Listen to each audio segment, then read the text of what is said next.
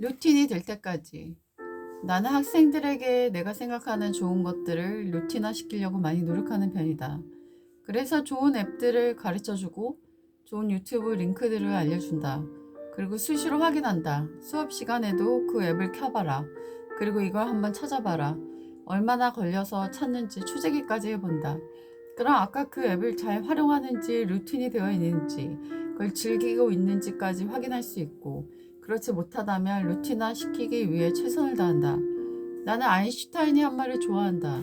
내일 무슨 일이 일어나길 바라면서 어제와 똑같은 오늘을 살고 있다면 정신병 초기 증세이다. 나는 이렇게 다소 세고 정신 차리게 해주는 명언도 꽤 좋아한다.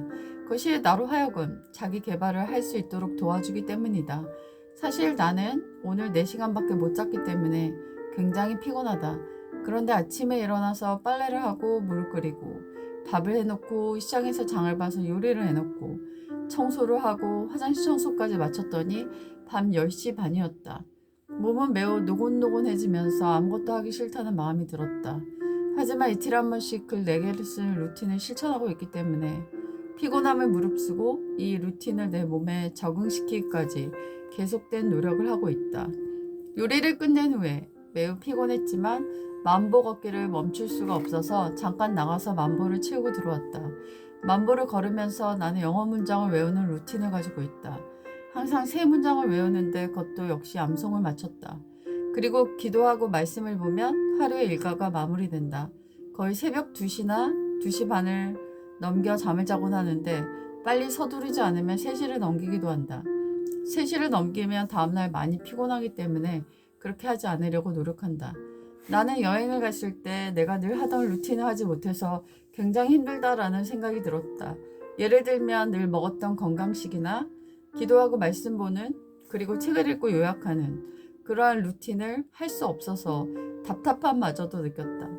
루틴은 내게 잘 맞는 옷과 같아서 그 옷이 아닌 다른 옷을 입으면 어색함을 느끼는 것 같이 이제는 나와 하나가 된 또 하나의 나인 것 같다. 과정보와 거짓 정보와 싸우기. 사람들은 다양한 취미를 갖고 있을 텐데 나는 취미 중에 하나가 네이버 카페에 가입해서 글을 쓰거나 읽는 것이다. 나는 그것이 즐겁다. 왜냐하면 사람들의 생각을 알 수 있기 때문이다. 그리고 도움이 되는 것들도 굉장히 많다. 나는 홍익인간형 부류의 사람으로 좋은 정보를 주는 걸 기뻐한다.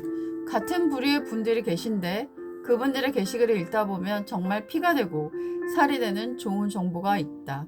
얼마 전에도 어떤 분이 병원은 한 군데만 가서는 안 되고 몇 년 동안 반복해서 다녔다면 병원을 바꿔보시라는 권유를 굉장히 진지하게 해주셨다. 왜냐하면 오랫동안 다녔던 병원에서 검진으로 큰 질병을 발견하지 못했는데 다른 곳에서 암 진단을 받은 것이었다. 소위 믿는 도끼에 발등을 찍히는 것이다. 나는 내가 굉장히 좋아하는 병원이 있어서 그 병원만 몇 년째 계속 다니고 있었는데 처음으로 그 병원 외에 다른 병원을 가보았다. 정말 내키지 않았지만 그분의 말을 실천하고 싶었다. 그런데도 내가 알고 있던 질병이 검진상에 나오지 않았다. 그리고 내가 먹고 있는 약이 있었는데 그 약이 부작용이 좀 심한 걸로 유명한 약이었는데 이 병원에서 처방해준 약은 부작용이 굉장히 없는 약이었다. 나는 병원 옮기기를 잘했구나라는 생각을 하게 되었다. 나는 내가 카페 활동을 할 때 이 지역 사람이 아닌 것을 당당히 밝힌다. 어떤 카페 같은 경우는 닉네임 뒤에 지역명을 쓰게 하는 경우도 있는데 나만이 그 지역 사람이 아닌 것이 두드러지게 드러나기도 한다. 내가 이 취미를 계속 유지하고 있는 까닭은 유익하기 때문이다. 나는 시간을 낭비하는 것을 굉장히 싫어하는 편인데 성장하고 발전시키는 그런 취미는 매우 좋아한다. 나는 여러 카페에서 사람들의 생각을 읽는 것이 굉장히 고무적이라는 생각이 든다. 그리고 삶의 연륜에서 나온 지혜를 얻을 수 있기 때문에 계속 해나갈 작정이다. 그리고 여러 사람들의 다양한 얘기를 듣다 보니 과정보다 거짓된 정보를 걸러내기가 쉬워졌다. 아무리 봐도 좋은 정보가 아닌데 사람들이 혹해서 끝없는 댓글을 달면서 정보 주세요 하는 것을 보면은 마음이 너무나 안타까워서 그 흐름을 깨고 싶다고 느낀 적이 한두 번이 아니다. 올해 생활, 카페 활동을 하면서 느낀 한 가지 결론은 사람들이 굉장히 많이 가는 길은 위험할 수 있다는 것이다. 정말 좋은 길은 아주 적은 소수의 사람이 가는 길이라고 생각한다. 그리고 카페를 주름 잡는 네임드인 사람들이, 소위 인싸라고 하는 사람들이 좋은 사람이 아닐 수도 있다는 의심을 해보는 것도 좋다. 나의 네이버 카페 탐방기. 나는 다양한 맘카페에 가입해서 그 지역 사람들의 생각을 읽는 것을 좋아한다. 어느 지역은 굉장히 친일적 성향이 강하고 정치색도 굉장히 강하다. 어떤 지역은 매우 따뜻하고 선풀이 주로 달린다. 어떤 지역은 까칠하고 지적하고 가르치려고 드는 댓글이 달리는 경우가 많다. 나는 같은 글을 올리기 때문에 때로는 여러 카페에 가입되어 있는 사람들이 왜 똑같은 글을 도배하냐라는 오해를 받기도 한다. 그렇게 내가 글을 쓰는 이유는 같은 글에 대한 다양한 다른 반응을 보고 읽는 것이 재밌고 왜 그렇게 다른 반응이 지역별로 나오는지에 대해 그들의 심리가 궁금하기 때문에 같은 글을 올리는 것이다. 불매글을 쓴 적이 있었는데 한 카페에서는 심한 공격을 당하였고 한 카페에서는 거의 영웅이 되었다. 똑같은 글이었는데 반응은 극단적으로 달랐다. 왜냐하면 그 기업에 대한 이해관계가 매우 엇갈려 있었기 때문이었다. 유일하게 지역 카페가 아닌 두 군데 카페를 내가 가입해 있는데 하나는 다이어트 카페고 하나는 미신 카페였다. 그 카페의 사람들은 너무나 부드럽고 너무나 따뜻했다. 내가 손가락이 아파 미신 카페를 탈퇴했지만 그때 받았던 사랑은 그리움으로 남아있다.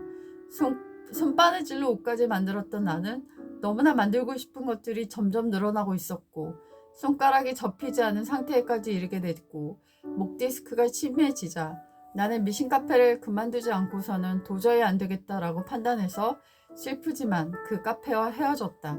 다이어트 카페 사람들은 너무나 친절하고 댓글을 다정하게만 달아준다. 한 번도 악플을 받아본 적이 없는 것 같다. 여러분의 지역 카페에 혹시라도 상처를 받아서 마음이 지쳐 있다면 취미 카페를 가입해보라고 말씀드리고 싶다. 그곳에는 다정한 사람들이 많다. 엄마 뒤에 숨는 아이들.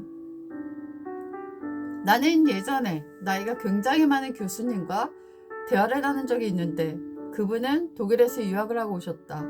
그분은 독일의 교육과 한국 교육의 가장 큰 차이점은 자립이라고 하셨다. 우리나라는 자립이 너무 안 되고 있는 것이 큰 문제라고 하면서 독일에서는 스스로 설 수 있도록 모두가 도와준다고 하였다. 난 그 아이 이 이야기를 듣고 굉장히 많은 걸 느꼈고 매우 인상적이었다. 그 뒤로 나의 교육의 핵심은 자립이었다.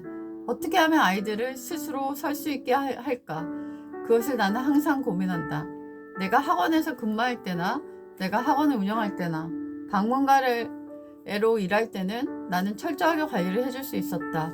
아이가 과제가 안 되고 단어가 안 되면 무조건 될 때까지 도와주고 남기고 부모에게 연락해서 철저하게 관리를 해주었다. 하지만 화상을 시작하고부터 관리가 굉장히 어렵다.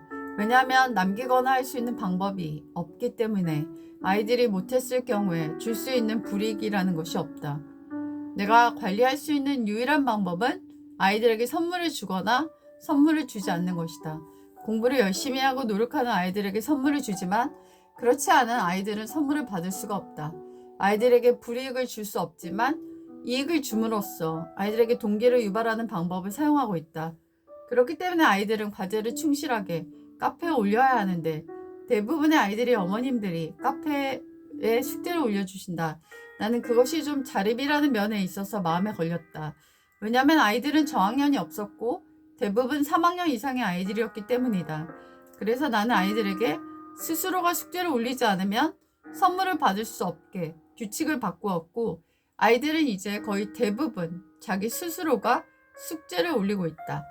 아이들은 자기도 다리가 있고 뛸 수 있는데도 자립하지 않은 경우가 많다. 관망해줘야 스스로 선다. 자립할 수 있는 아이들이 인간관계도 잘할 수 있다. 자신이 주체가 되지 못한다면 어떤 것도 능동적으로 이끌어갈 수 있는 힘이 없는 것이다. 아이들이 가져야 될 가장 큰 능력 중에 하나는 바로 자립이다.